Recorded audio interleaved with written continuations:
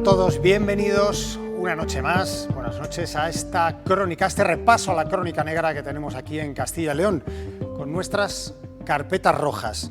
Yo voy a empezar de una manera un poco diferente con este libro, con este título, Los perros de la vida, autor Jesús García Aller, al que voy a saludar porque lo tenemos aquí además. Hola Jesús, bienvenido. Hola, buenas noches. Gracias. Tengo en mis manos esta obra que leo además, que es muy curioso porque a los seguidores del programa, a los amantes de esto, de la crónica negra, seguro que les va a encantar. Dices que es una novela donde describes el mundo policial real, el de las comisarías, que tú has vivido muchos años, lejos de los típicos policías violentos y corruptos.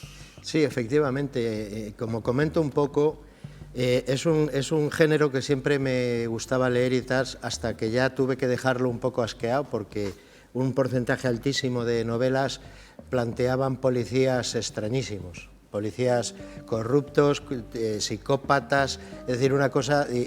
Muy cinematográficos, pero poco reales, ¿no? Claro, 46 años de vida profesional, yo he vivido comisarías en las que, lógicamente, la persona tiene filias y fobias, con unos te llevas mejor, con otros peor, pero la vida de una comisaría es muy normal.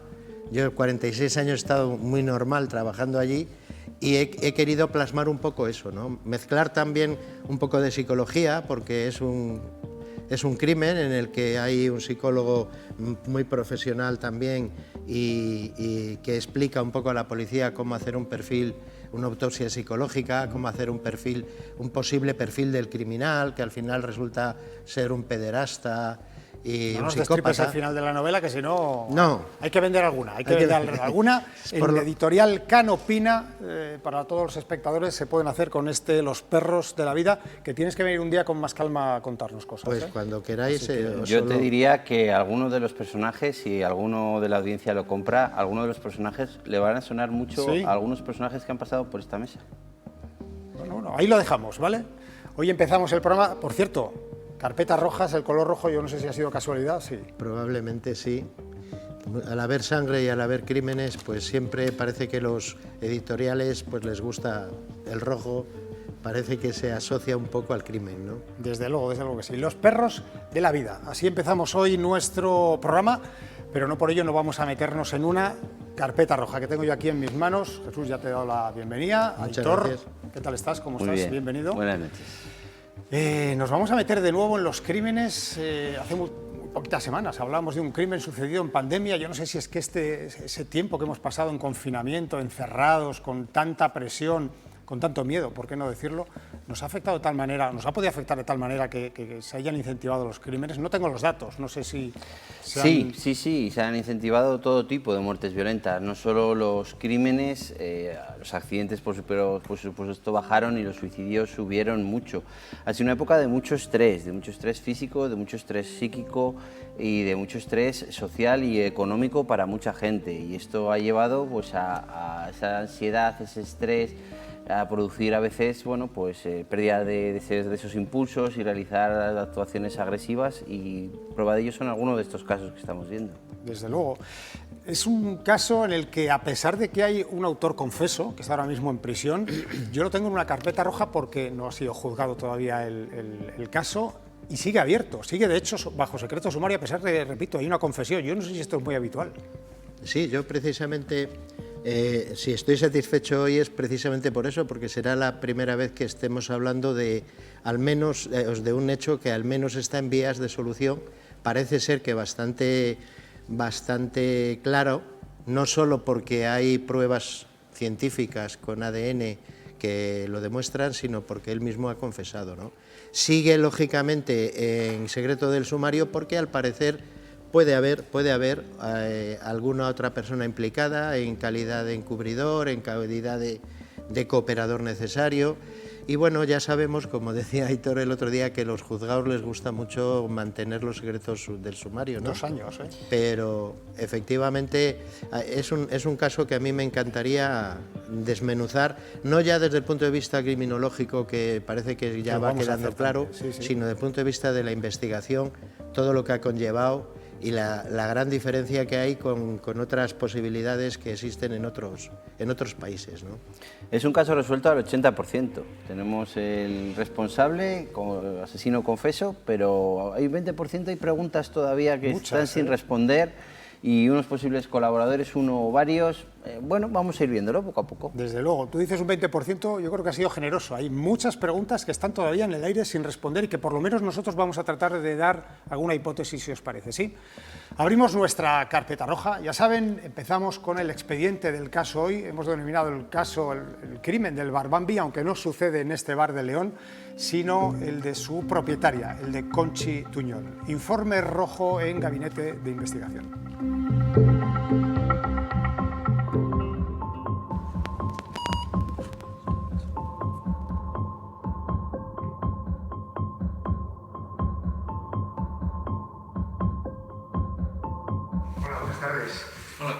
Perdona que te interrumpa, mira, somos de Castilla y León Televisión. Estamos haciendo un reportaje sobre el caso de Conchi y queríamos hablar contigo 5 minutos, si fuera posible.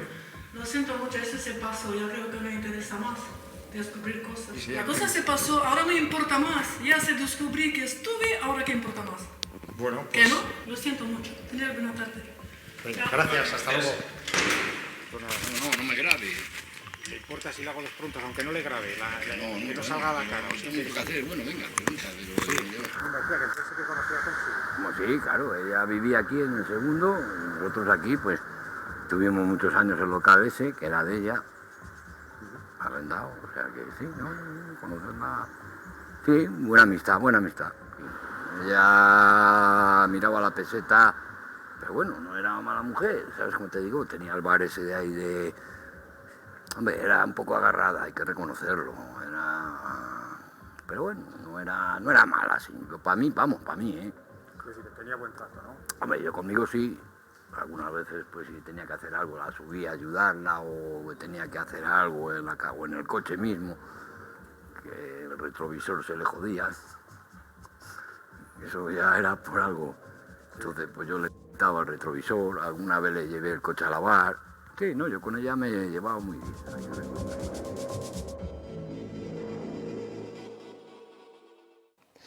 Es una empresaria más o menos conocida en León, que tiene un bar cercano a la zona donde ocurren los hechos y que además acumula un importante patrimonio inmobiliario, porque tiene un bloque entero de pisos que pone en alquiler para estudiantes, personas... Es una persona relativamente conocida en León. Era una persona con carácter, era una persona ambiciosa y emprendedora y bueno, pues no quería dejarlo a pesar de que posiblemente, dado su patrimonio, pues podría haberlo hecho en cualquier momento, pero no quería dejar la actividad. No se tenía idea de lo que había ocurrido exactamente porque lo único que se conoce es que en la calle empiezan a llegar coches de policía y ambulancias.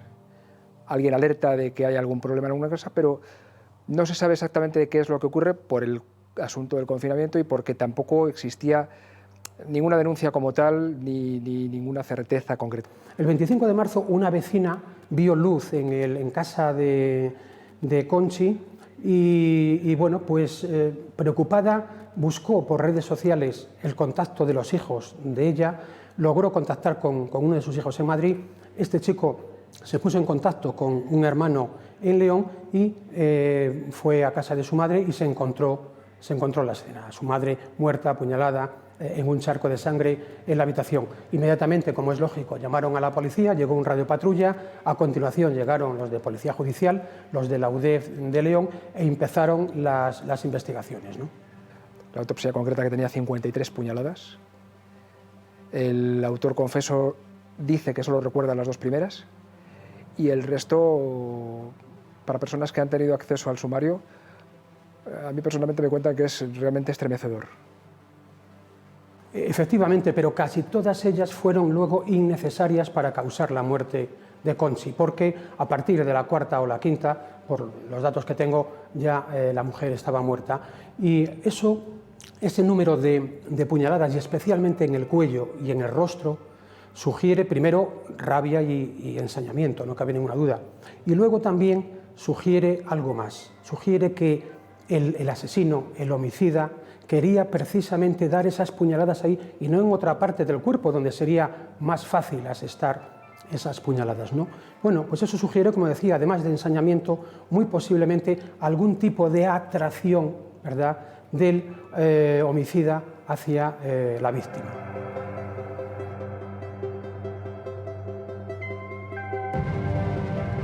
Claro, hay que ponerse en situación. Marzo del año 2020, todo el mundo encerrado en sus casas por la pandemia y se encuentran ante lo que parecía, vamos, sin ningún género de dudas, un crimen, ¿verdad? Y además un crimen con ensañamiento. Bueno, empezaron a hacer gestiones, a hacer investigaciones, llegó la policía científica de la comisaría de León, tomaron muestras y empezaron a investigar. El primer sospechoso es el varón con el que mantenía una especie de relación sentimental. Entonces es el primero al que se investiga. Pero pronto se llega a la conclusión de que hay cosas que no encajan y de que no da el perfil. Entonces se pasa a un segundo plano. ¿Qué ocurre? La puerta no ha sido forzada, no hay signos de violencia para el acceso a la vivienda, es decir, tiene que ser alguien conocido. Si no ha sido la pareja sentimental, tiene que ser un familiar. Y ahí no es que encaje tampoco exactamente, pero se llega a la determinación de que podría existir algún tipo de relación con un hijo. Ocurre lo mismo, se realizan los seguimientos correspondientes, móvil terminal de Telefónica, todos los últimos pasos, todos los últimos movimientos y ocurre lo mismo, que no encaja. Entonces, la investigación entra en un terreno un tanto yermo, no se sabe exactamente qué es lo que ocurre. Además de vivir en la calle Obispo Almarcha número 5, era la dueña del edificio y ese edificio era muy singular.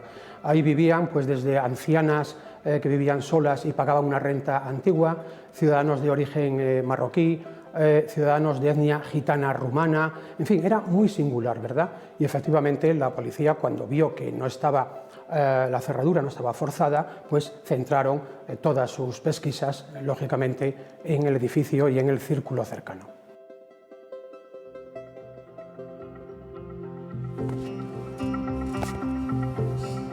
Decimos que parece un crimen que está claro, pero no está tan claro. Os pongo encima de la mesa, Jesús, Aitor, llama la atención de primeras el modus operandi, la forma en la que es asesinada, 53 puñaladas.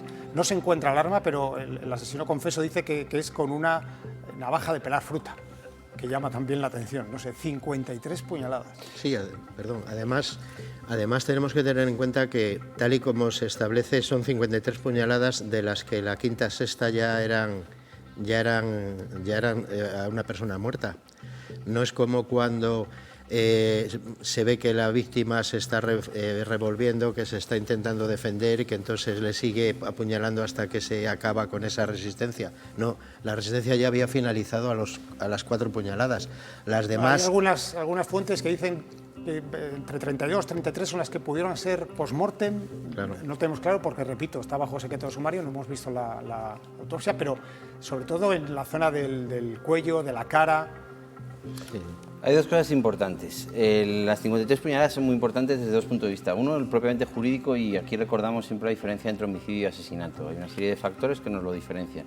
Uno de ellos es el ensañamiento, pero una cosa es el ensañamiento desde el punto de vista jurídico y otra muy distinta el ensañamiento desde el punto de vista vulgar, de la calle, del exo, lo que se entiende como ensañamiento. Porque ensañarse con un cadáver no es un ensañamiento desde el punto de vista jurídico. Ensañarse desde el punto de vista jurídico es producir un daño innecesario para el objetivo final, que en este caso es matarla. Por lo tanto, si yo doy 53 puñaladas, pero en la primera le he matado, no existe ensañamiento. Si yo doy 53 puñaladas y la he matado en la cuarta, o en la 12, o en la 13, y las anteriores las he producido para desfigurarla, para producirle dolor, para encontrar yo placer, para hacer daño sin más, entonces sí que hay jurídicamente ensañamiento. Parece que lo hay. Hay un ensañamiento desde el punto de vista jurídico, parece, y hay un ensañamiento desde el punto de vista de lo que todos entendemos por ensañarse con un cadáver después de haber fallecido, seguir apuñalando la cara. ¿Con qué objetivo? Puede ser el de desfigurar.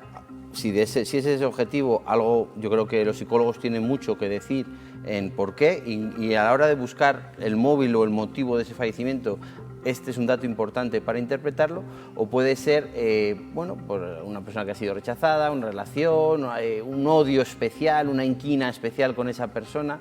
Bueno, habría que analizarlo en su conjunto y ver por qué, pero eso tiene un porqué.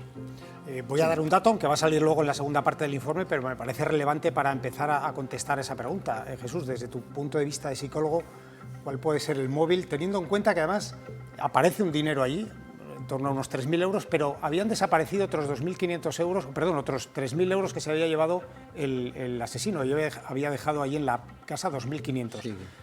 ¿El móvil es el robo? ¿El móvil es una cuestión pasional? Quizás en el móvil del robo estaría claro que no tendría por qué haberse desarrollado toda esa parafernalia de puñaladas, ¿no? Más bien parece o bien algo más pasional en la que hubiera un odio y sobre todo un odio que tendría mucho que ver con el aspecto de la víctima, porque lo que trata casi es de acabar con aquello que le molesta, ¿no? También tenemos que tener en cuenta otra cosa, desde el punto de vista de la psicología.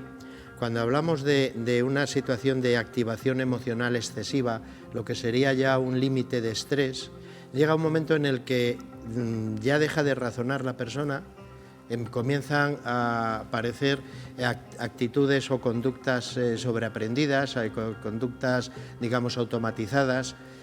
Podría ocurrir que con la tercera, cuarta, quinta, sexta puñalada se hubiera muerto, hubiera seguido y después ya llegar a un estado de estrés suficiente como para ya perder un poco el control de lo que realmente estaba haciendo, porque digamos que es algo bastante estudiado que ese nivel de activación general, lo que todos llamaríamos estrés, ¿no? Cuando llega a un límite, superior, pierden capacidad de razonamiento, no se piensa ya tanto y lo que hace la persona es conductas automatizadas, ¿no? Es el caso, me estoy acordando ahora, por ejemplo, el caso de los incendios en una discoteca, que aquí tristemente la hemos tenido, ¿no?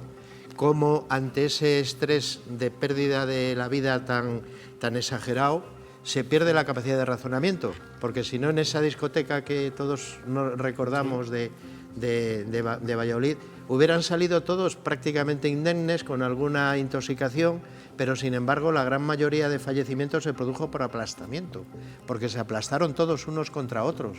O la de Madrid, la de la Alcalá 20 de Madrid. Al final todas estas muertes se producen por aplastamiento. ¿Por qué? Porque la persona, cuando llega a un nivel de estrés excesivo, pierde la capacidad de razonar. Comienza a poner en marcha, digamos, conductas sobreaprendidas, automatizadas y que muchas veces no están en la voluntad del individuo, ¿no? Voy a dejar esa percha que nos dejas aquí ahora mismo para la segunda parte del programa, porque volveremos a ella. Perdón, Aitor. Hay tres cosas que explicar. Lo primero, el robo. Hay un robo, pero no hay robo de la totalidad. Y luego las cosas no tienen por qué ser blancas o negras. Lo normal es que sean distintos tonos de grises. Por lo tanto, no tiene que ser solo el robo o no tiene que haber solo una motivación pasional. Puede haber las dos motivaciones. Se define una persona que era austera con el dinero, que era rácana, dice uno de los testigos, que alquilaba pisos en una época, marzo del 20, en el que de repente mucha gente dejó de poder pagar sus alquileres porque no tenían dinero para pagar. Hubo muchos caseros que sus inquilinos les dejaron de pagar y tuvieron problemas económicos, sus facturas de luz, de agua, etcétera, había que pagarlos, ¿no? O sea, un problema económico probablemente había. ¿Un problema pasional? Pues si vemos las 53 puñaladas en la zona del rostro y del cuello, muy probablemente, pero cuando hablamos de un problema pasional, no necesariamente estamos hablando de una pasión sexual únicamente, una pasión sentimental. Una pasión puede ser a muchísimas cosas. Hay personas con una pasión terrible al fútbol o una pasión terrible a un hobby. O sea, la pasión no necesariamente es sexualidad. Es a lo que todos nos pensamos, pero no necesariamente. Y con respecto a la activación emocional excesiva, es una cosa que pasa en muchos homicidas, que han hecho X cosas y solo se acuerdan de la primera parte. Es una línea de defensa tremendamente trillada, el trastorno mental transitorio, pero en ocasiones ocurre realmente, aunque muchos asesinos y homicidas siempre es una línea de defensa muy fácil, decir, es que me dijo no sé qué y perdí los papeles, no me acuerdo de nada, ¿no? Pero puede ser que haya ocurrido. Hombre, él recuerda ya 2 puñaladas, ya difícil salvación tiene con esa línea de defensa, porque ya objetivamente ha confesado que al menos le da 2 que sepa. Difícil línea de defensa, pero es una línea de defensa que está ahí, porque puede haber en muchas ocasiones una pérdida de contacto con la realidad, una pérdida del control de impulsos y una situación en la que realmente no saben lo que ha hecho porque le ha tocado algo pasional, y ese también otro de los perfiles de la víctima es que se arreglaba mucho, que era guapa.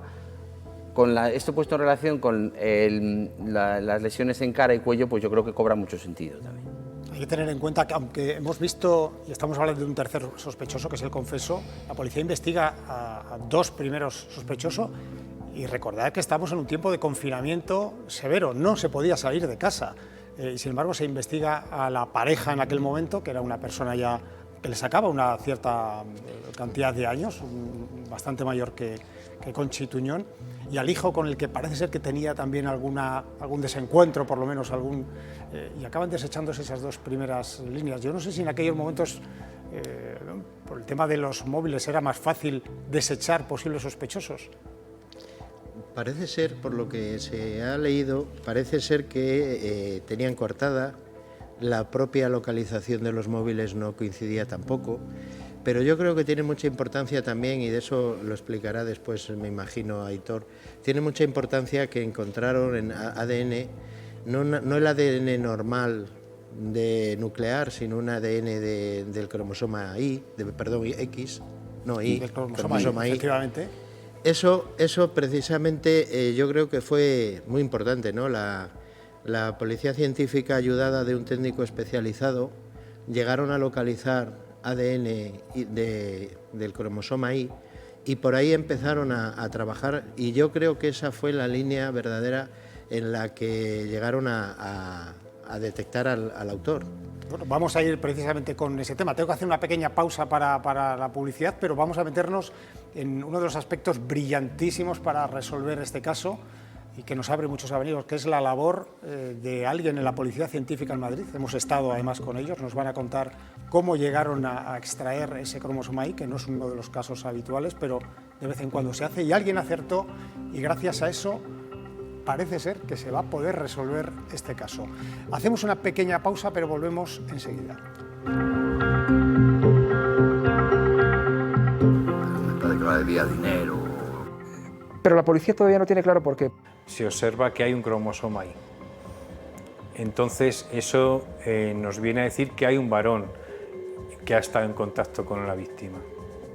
Él es una persona que despista. Yo he tenido oportunidad de estar cerca de él, a pocos metros, y como suele suceder en estos casos, cualquiera diría que es cualquier cosa menos un asesino.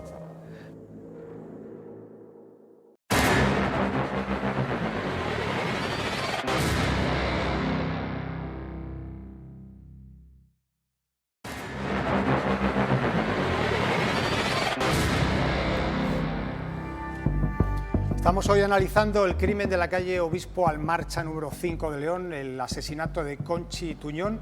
Hemos puesto ya una serie de informaciones dentro de nuestro informe encima de la mesa, pero tenemos que avanzar porque se necesitaban muchos más indicios para poder resolver el caso. Y alguien en la policía, que siempre lo decimos en este programa, no nos cansamos, trabajan muy bien, a veces llegarán a buen término, a veces no será posible, pero trabajan incansablemente por resolver los casos. Alguien se le encendió en un momento dado la bombilla y consiguió establecer una luz, un hilo por el que tirar y tratar de resolver el caso. Segunda parte del informe del asesinato de la calle Obispo Almarcha.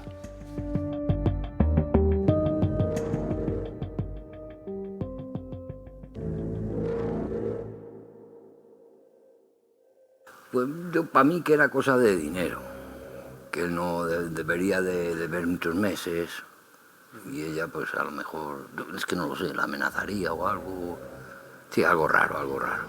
No, el chaval no estaba muy, era un chaval que tenían 2 críos, pero me parece que la debía dinero o lo que sea, yo qué sé, el chaval sí, un poquito zumbadillo así, pero yo no creía yo que iba a llegar a ese extremo.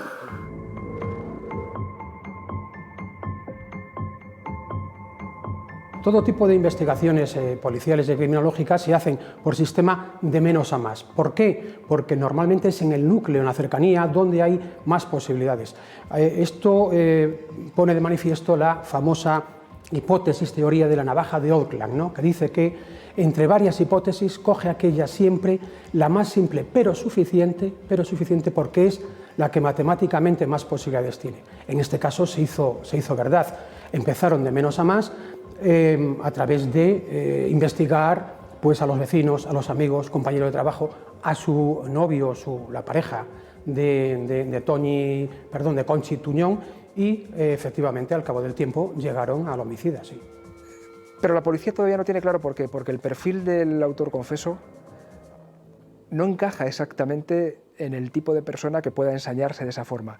Y tampoco hay una pelea suficientemente violenta ni un cuadro de tensión tal como para justificar lo ocurrido.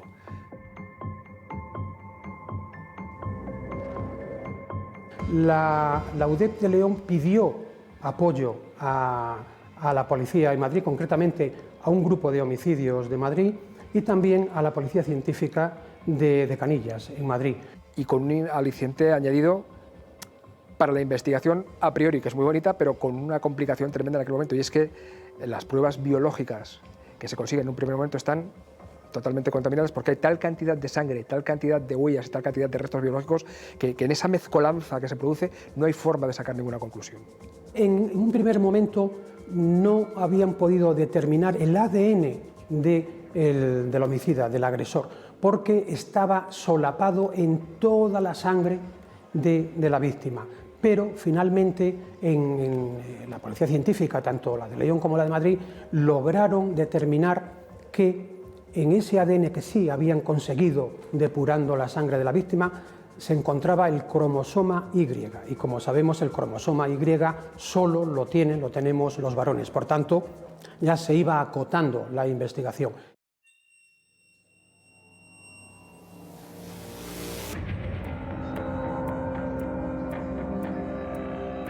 Bueno, nuestra parte dentro de la cadena de investigación es la analítica de las muestras que recibimos de la Brigada de Madrid. La inspección ocular la hace la Brigada de León en colaboración con quizá creo que fueron la Brigada de Valladolid también, ¿no? Entonces a nosotros nos empiezan a llegar los vestigios que han recogido en la escena del crimen y nos piden una analítica de intentar sacar un perfil genético que identifique a las personas que han podido estar en contacto con la víctima. Cuando se ve claramente que hay un perfil mayoritario, que es un perfil, por ejemplo, que no se percibe que haya una mezcla de perfiles genéticos, se prevé, teníamos la muestra indubitada de la víctima y podemos determinar que ese perfil genético es de la víctima. Cuando ya tenemos mezclas o muestras donde la analítica nos da una mayor complejidad, podemos intuir que puede haber otro perfil genético distinto. Es un homicidio en el que hay mucha sangre, entonces cuando hay mucha sangre el perfil mayoritario es el de la víctima. Tenemos que buscar dentro de las manchas de sangre si hay otros perfiles. Entonces en este caso la víctima es una mujer. Al analizar la mezcla, la muestra en la que vemos que hay más complejidad y al hacer la extracción diferencial se observa que hay un cromosoma Y. Entonces eso nos viene a decir que hay un varón que ha estado en contacto con la víctima. Se continúa con esa investigación de forma concienzuda y aparece el famoso cromosoma Y, una técnica de investigación nueva que permite saber, si no exactamente quién ha sido la persona que ha dejado esos restos, sí a qué familia pertenece. Y entonces ocurre que había solamente una persona que encajaba en ese perfil con ese tipo de cromosoma Y, que podía ser relativamente cercano a los hechos y a lo ocurrido. En este caso hay una persona que está implicada y que ahora hay que demostrar a través de la investigación qué hace ese cromosoma Y. Ese perfil genético, no vamos a hablar de cromosoma, qué hace ese perfil genético en esa muestra. Se producen situaciones extremas, ir recogiendo latas de Coca-Cola en las papeleras cercanas, vasos y tazas de café en los bares y en los establecimientos de hostelería cercanos. Es decir, es una operación de ingeniería para tratar de conseguir de forma legal restos biológicos que de otra forma no se hubieran podido conseguir. Y en 3 puntos concretos, en un pulsador del baño, en una toalla del baño también y en el dormitorio, aparecen 3 pistas que enlazan definitivamente con la personalidad del sospechoso, que se viene abajo y que en el momento que se le informa de que han aparecido esos hallazgos, acaba confesando.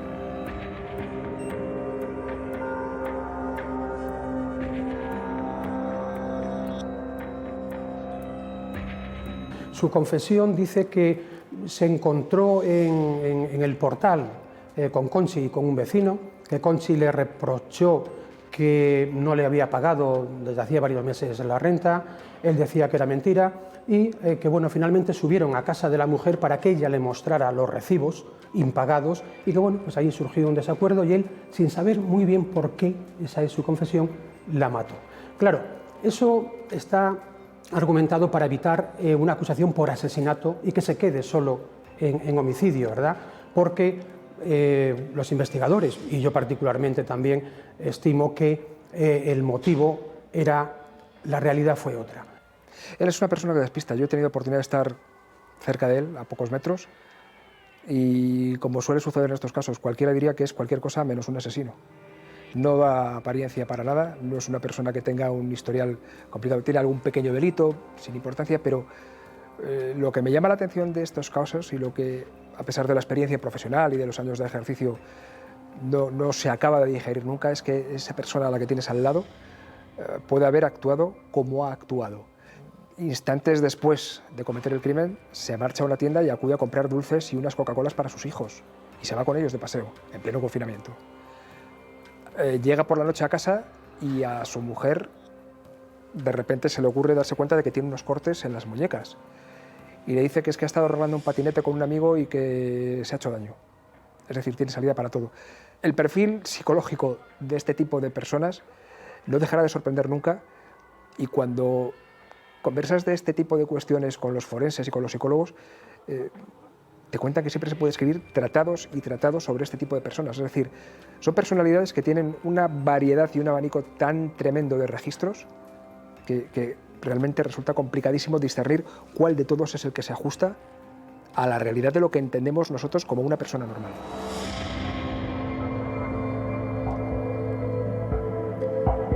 ¿Cuántas veces hemos hecho nosotros esa pregunta ya en el programa? Una persona normal a lo mejor no encaja dentro de lo que nosotros entendemos por normal. Esa definición queda ahí un poco colgada, queda un poco en el aire. Muchísimas cosas que tenemos que hablar con los dos, desde el punto de vista psicológico, desde el punto de vista forense. Hay muchísima información que tenemos que analizar. Yo, si queréis, empiezo por lo que a mí me llama la atención, y es esa investigación absolutamente brillante que hace la policía para desentrañar ese cromosoma Y.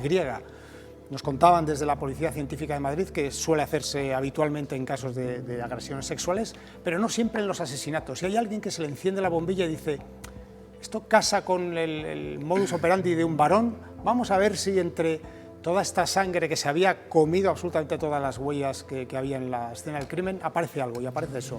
¿Qué es lo que aparece? Claro, al final, a ver, todos tenemos 23 pares de cromosomas y uno de ellos es el sexo sexual, XX, las mujeres, XY, los varones. En agresiones sexuales es muy habitual coger los hisopos de la agresión sexual. En aparato genital femenino, claro, la mayoría del ADN que tenemos es el femenino. Como estamos buscando un agresor sexual varón, buscamos un cromosoma Y, y dentro de, una vez encontrado ese cromosoma Y, sabemos que hay un perfil de un varón.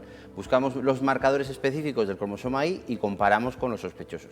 Porque al final el ADN hay de dos tipos, nuclear y mitocondrial. Para muestras muy deterioradas vamos al mitocondrial más difícil, más elaborado, estadísticamente y técnicamente mucho más complicado, y el nuclear, que es el más fácil. Pero el nuclear, voy a intentar explicarlo porque realmente, si se llega a entender, es muy sencillo. Al final lo que miramos son números de copias de unas regiones de ADN muy concretas, hipervariables, y que le damos un numerito de nuestro padre y un numerito de nuestra madre. Y esas zonas, los polimorfismos, están situados en cromosomas muy distintos. ¿Por qué? Porque si yo tengo una alteración genética o una mutación en una, no me varíe más que uno. No estén todos juntos y resulta que hay una mutación ahí y de repente me dan 8 distintos. Están muy separados. Claro, eso toca todos los pares de cromosomas, y eso es muy complicado cuando tenemos una muestra de una agresión sexual o mucha sangre, como es el caso. Entonces busco el Y y ya sé. ¿Qué voy a tener? Si tengo solo dos números, estoy hablando de un perfil solo, o un número, porque puede ser el mismo. 14 copias de esa región, tengo 14, de mi padre y de mi madre, 14, un perfil. 14, 16, ya puedo tener más de un perfil, puede ser 14, 14, 16, 16. Si tengo cromosoma Y y la víctima es una mujer, ya sé que tengo dos perfiles. Puedo empezar a deducir su perfil, como explican muy bien, el indubitado, el de la víctima, al que no tengo dudas y sé todos sus números, y restar esos números de los que tengo. Y me quedan los números del sospechoso. Me voy al cromosoma Y, todos los números son del sospechoso. Comparo con el sospechoso, que hay que aclarar que no identifica a una persona, sino identifica una línea familiar, ¿no? Sí, porque claro, al ser un único cromosoma no tengo suficientes regiones variables para estadísticamente darme el 99,999 que me da un nuclear normal. necesito 13 localizaciones diferentes, que estén ajenas, que sean hipervariables, que conozca los valores estadísticos de toda población, que sepa que en esa región un 5% de la población tiene 14, un 7% tiene 13, un 6% tiene 12. Para el cálculo estadístico me pueda dar el 900,999, que es el que tiene validez jurídica.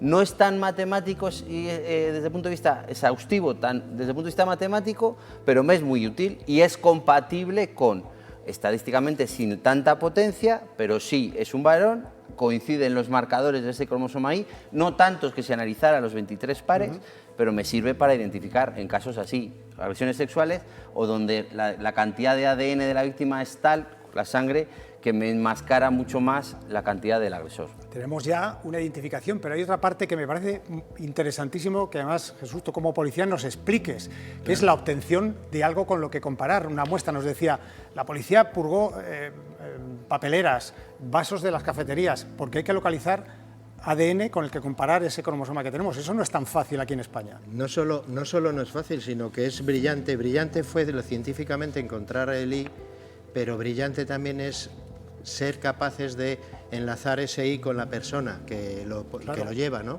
Porque claro, en España eso está absolutamente tasado, ¿eh? Yo lo he comentado alguna vez, estamos acostumbrados a ver películas americanas o novelas en las que la policía entra en el domicilio de un sospechoso sin estar él, solo ellos, encuentran una prueba y esa prueba les sirve para incriminar y condenar al autor. Eso en España es impensable. Primero porque esa prueba sería fruto del árbol envenenado y no serviría para nada. En ningún juzgado tendrían en cuenta esa prueba. Pero lo más normal es que fueran los policías los que ingresaran en prisión por haber contravenido los derechos fundamentales del ciudadano, ¿no? Es decir, no sirve eso.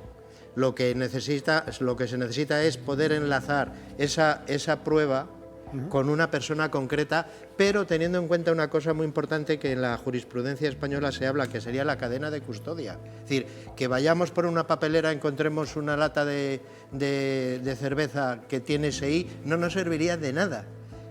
O sea, si yo imaginemos que tú eres el sospechoso y yo soy el policía, vas a un bar, te tomas un café, yo puedo entrar, pedirle al camarero esa taza, llevármela convenientemente envasada para analizar. Justo, ¿sería válido? Justo, si nos acordamos, eso también se hizo en el caso del Baninkoff de Málaga, ¿sí? que se consiguió aclarar precisamente por eso. Pero ¿qué ocurre? La policía podría tenerlo más fácil. La policía tiene una intuición de que hay un I y que tenemos en los alrededores, en el entorno de la víctima X, el juzgado puede ordenar que se tome la muestra a esas 10, 12, 14 personas. Pero claro, los juzgados son muy reacios a eso, y menos por ninguna intuición de un policía. ¿Qué ha habido que hacer? Ha habido que plantear vigilancias estrechas a la persona, ver cuando ha fumado, por ejemplo, y ha dejado la colilla en el cenicero, esperar a que se vaya, porque si no, ir recogerla y certificar que esa colilla es la que está fumando ese señor. La prueba abandonada es lo que se llama aquí. Se considera válida solo desde el 2010, a partir de una sentencia del Tribunal Supremo, la 685 de 2010, se considera que la prueba abandonada puede ser suficiente para incriminar a alguien. Pero para eso tiene que haber un policía que ha estado vigilándole estrechamente para ver qué cerveza, qué lata, qué colilla ha utilizado y certificar que esa es la que después se ha analizado. Es muy interesante estos que nos... Cuidado con el ADN, ¿eh? En este caso es muy claro, porque el ADN con el cromosoma Y aparece dentro de la propia sangre de la víctima. Estamos hablando de una pequeña navaja de pelar fruta, evidentemente tiene que haber ADN del agresor junto con las manchas de sangre, pero a veces el ADN es una prueba que tiene tal potencia que a veces lleva al sesgo de confirmación, a un error por sesgo de confirmación. Cuando tenemos un sospechoso y aparece ADN de sospechoso en una escena, parece que ya está todo arreglado, ya sabemos, ha sido él. Y el ADN puede llegar de muchas maneras, transferencia activa, transferencia pasiva, indirecta, a través de un tercero. Lo único que demuestra el ADN al 99,999 es que ese perfil está ahí. Quiere decir, no que estuvo allí la persona, no, que en ese lugar hay ADN de esa persona y habrá que explicar qué posibilidades hay de que el ADN de esa persona haya llegado allí. ADN tuyo o mío puede haber en infinidad de sitios que jamás hemos estado, por transferencia pasiva o indirecta. Ya digo que no es el caso, porque es en la sangre y evidentemente es ADN del autor. Pero en una escena sin más, aparecer ADN de una persona, no es que estemos demostrando al 99,999 que esa persona es el asesino, no. Estamos demostrando al 99,999 que en esa colilla hay ADN del asesino, o que en ese pelo es del asesino, o que esa mancha es del asesino. Y ya. Déjame que avance un poco porque me interesa, nos queda poquito tiempo ya de programa, pero no quiero que se me pase elaborar un perfil o por lo menos valorar un poco el perfil psicológico de alguien que comete este crimen. ¿A alguien le habrá llamado la atención en casa, Jesús, desde tu papel como psicólogo también, que alguien tan fríamente pueda cometer un asesinato como este? 52 puñaladas, recordamos, irse a su casa, bajarse a comprar unos pasteles para los niños y dar un paseo con ellos en un momento en el que no se puede salir a la calle, con esa tranquilidad y con esa frialdad. Sí, hay toda una teoría, dos grandes escuelas, la escuela americana y la inglesa de Canter, de cómo se va a hacer la perfilación de un criminal. Pero yo personalmente creo que los perfiles no existen, porque realmente cualquiera de nosotros podríamos hacer cualquier cosa. Tendrían que ponernos en la tesitura adecuada, en el momento adecuado, con una situación personal interna adecuada, y cualquiera de nosotros podríamos tener cualquier perfil. Yo cuando, por ejemplo, he estado en el SAN con mujeres agredidas, violadas y demás, cuando buscábamos el perfil del violador, digo, eso es peligrosísimo, porque el perfil del violador lo va a tener media humanidad. Es decir, yo en eso de los perfiles, otra cosa es que estas escuelas americanas o inglesas, para buscar un poco, te sirvan al policía o al investigador para dirigir un poco la investigación. Una referencia, ¿no? Una referencia para priorizar acciones. Quizás voy a mirar primero este, que tiene más, pero tanto como para decir este tiene el perfil y por lo tanto ha sido, vamos. ¿Y qué se puede extraer de la confesión que ha hecho? O sea, confesión muy particular. Bueno, yo no me enteré nada más que de 2 puñaladas, no sé muy bien qué hacía allí, no sé por qué lo hice.